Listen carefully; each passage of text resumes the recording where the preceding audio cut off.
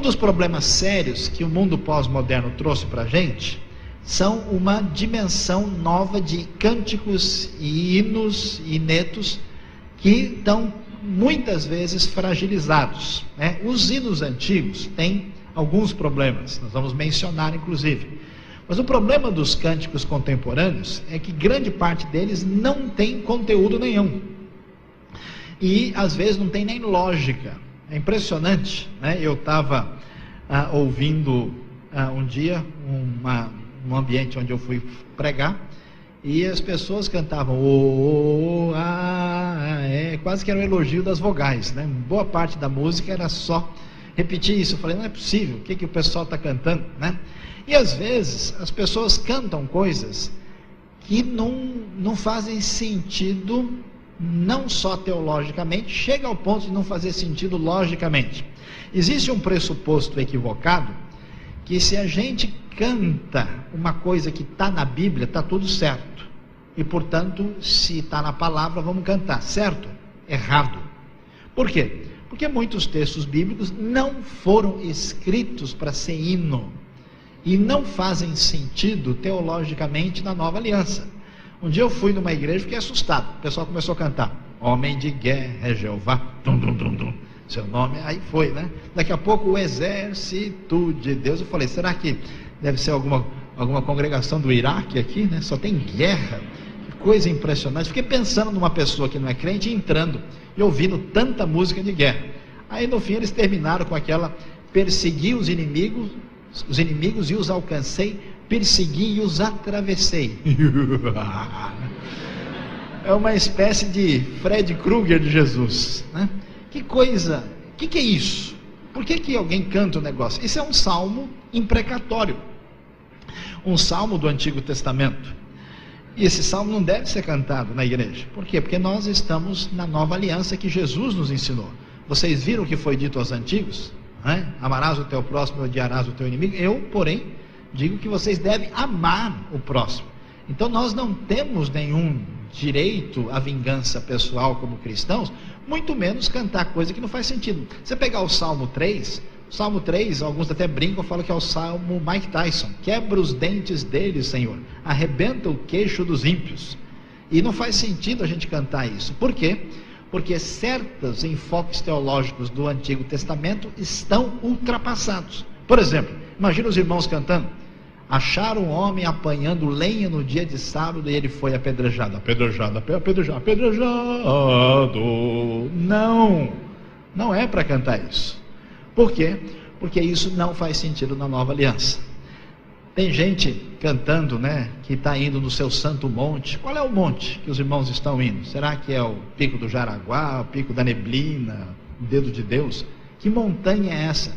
Jesus falou para a mulher samaritana que ele não está preocupado nem com o templo, nem com o monte, mas em espírito e em verdade. Estão cantando tanta coisa que não faz sentido teologicamente, que não representa a verdade, uma fraqueza de conteúdo muito grande, e até coisa que não tem o mínimo sentido. Um dia eu estava ouvindo um grupo que cantou num determinado contexto onde eu falei, e eu fui perguntar para o pessoal, que eles falavam que eles estavam sendo atingidos pelas ondas, e ondas muito profundas.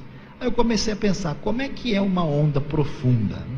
Eu não consegui entender isso. Aí eu fui perguntar para uma pessoa, falei, escuta, como é que é essa história de onda profunda? Porque eu já ouvi falar de onda gigante, de onda alta, agora onda profunda, onda não é o contrário, ela não vem assim.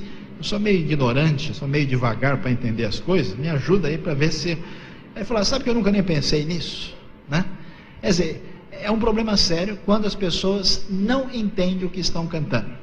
Eu me lembro que até no hino tradicional antigo, o pessoal às vezes misturava as estrofes, então tinha gente que cantava, né? Ao vir cercar-me a tentação, né? O estrofe do hino diz, é Cristo a minha salvação, a minha fé e o meu amor. Tinha gente que sem prestar atenção juntava uma com a outra, ao vir cercar-me a tentação com todos que no céu estão, e tocava a ficha, né?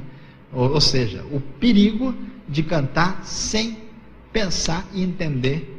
Isso é um problema sério. Então, o mundo pós-moderno desvaloriza a razão, e muitas pessoas, então, quando vão cantar ou praticar, né, a inódia, eles escolhem coisas que não fazem o mínimo sentido, cantam sem entender o que estão dizendo e que não tem lógica nenhuma.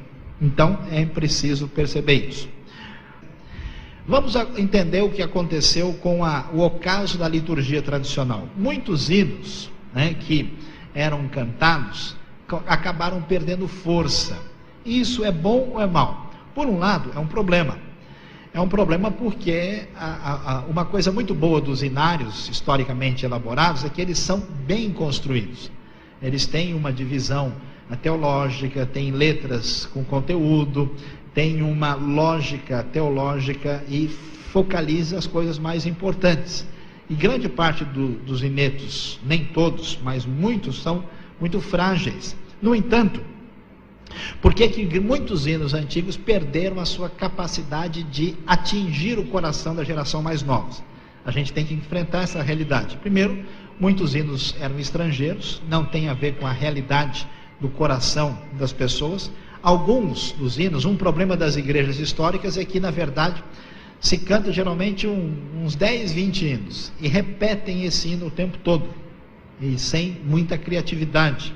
E alguns dos hinos se tornaram até anacrônicos. Essa é a razão, por exemplo, que a Convenção Batista Brasileira investiu tanto tempo e atenção no hinário para o culto cristão, porque alguns dos hinos antigos, né, a gente até numa orgia nefanda o rebelde Belsazar. Imagina quanto tempo demora para cair a ficha de uma pessoa para entender o que está acontecendo. Então, essa ventilação na questão da inódia, ela é importante e merece atenção. Por outro lado, o louvor contemporâneo, ele tem alguns aspectos que devem ser considerados. Nem tudo é negativo e problemático. Uma das coisas interessantes que o louvor contemporâneo adquiriu e retomou, que merece atenção. Primeiro, a alegria comemorativa da fé. Os hinos tradicionais, uma vantagem deles é a sua profundidade e a sua intenção teológica acertada, mas a maioria deles é muito limitada na sua expressão de alegria e comemoração, né? Os hinos mais assim fortes que a gente tem é algo do tipo que alegria neste dia, né? Não é uma expressão tão viva. Uma coisa interessante dos hinos contemporâneos, que especialmente a partir da década de 80 começaram até a usar músicas hebraicas, exaltar-te, ei, ó meu Deus, né? É que a coisa ficou assim mais viva, né? Mais forte, né? Na opinião de alguns, menos naftalínica, não sei se eu deveria usar essa palavra ou não, né? E então isso teve um impacto positivo. Outra coisa boa foi uma retomada de uma adoração contemplativa. Até porque uma coisa interessante foi foram musicados muitas passagens que eram hinos do Novo Testamento, né? Ao Rei eterno, imortal, invisível, mais real, a Ele, né? Nós proclamamos o louvor. Então nós temos aí diversos cânticos que estabeleceu essa adoração contemplativa forte, que tomou conta de boa parte dos cânticos aí de alguns grupos mais recentes. E houve uma retomada do Antigo Testamento, né? O Antigo Testamento passou a ser cantado de diversas maneiras, muitos salmos, desde o tempo dos vencedores por Cristo, que começaram a fazer salmos 1, 2, 3, né? Isso foi uma retomada, porque nós não cantávamos assim praticamente salmos, limitadíssimos, e isso foi importante, só que falta de base teológica faz com que a pessoa cante o salmo errado, né? Ou o salmo indevidamente, ou sem a compreensão. É tão impressionante como é que o pessoal faz isso. Às vezes está na igreja, o cara está cantando lá, de boca aberta, alegre, de olho fechado, chupando o dente, levantando a mão, né? E ele canta: na presença dos deuses a ti cantarei louvores. Que deuses? Quem são esses deuses onde vocês estão cantando na presença deles? Você pergunta para o sujeito, ele não sabe responder. Imagina uma pessoa descrente que entra e fala: escuta, que deuses são esses aí? Quais são? Tem alguns aqui para juntar, podemos fazer um negócio aí? O que é isso? O que o Salmo quer dizer? O Salmo quer dizer o seguinte: que eu adoro Deus verdadeiro, eu confio somente nele, de tal maneira que eu vou cantar louvores a ele na cara dos deuses pagãos, para assim, né, confrontar. Então, diante dos ídolos falsos, eu vou cantar louvores somente a ti. Mas o sujeito canta isso sem entender. Como assim na presença dos deuses, né? Então, muitos dos salmos foram retomados, mas nem todos foram devidamente compreendidos. levantai, ó portas, as vossas cabeças. Que é isso?